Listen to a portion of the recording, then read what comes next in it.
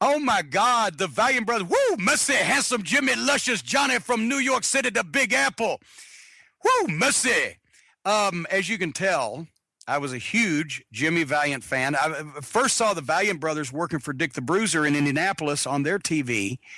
And, you know, these guys, they were the classic bleach blonde heel tag team. And Jimmy had the charisma. You know, I'm not knocking Johnny, but Johnny was there to fill the spot. And, you know, he did a very good job of it. But Jimmy was the team. Jimmy was although they had great interplay in their interviews, their promos. They come out of Sam Miniker, you know why they called me Handsome Jimmy? They call him Luscious Johnny. They call me Handsome Jimmy because I'm handsome, not luscious. And they call him Luscious Johnny because he's luscious, not handsome. And you know, and they had the stars and the lips on the ass of their tights and the stars on the back of their sparkly jackets and the sunglasses.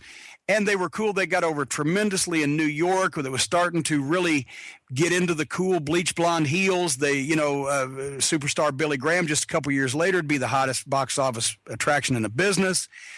Then Jimmy came to Memphis, brought Johnny a few times, but came to Memphis and got over as a tremendous heel and then a great baby face.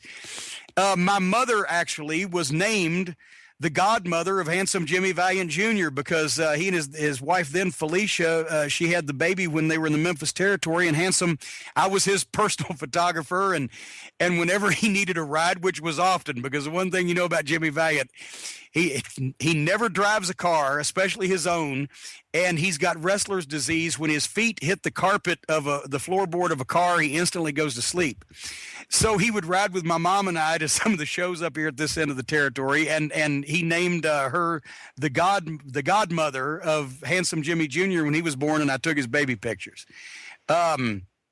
He drew huge money. I've made a fortune off of Jimmy on picture sales because he was so over for so long here in the territory. But they were, as a team, the Valiant brothers were very revolutionary because they took the Golden Grams thing, Jerry and Eddie Graham from the late 50s, early 60s, and they brought it up into the 70s and were cool. And, you know, he talked about rock and roll music and had his picture taken with Debbie Harry. And you know, they advanced it a whole another generation.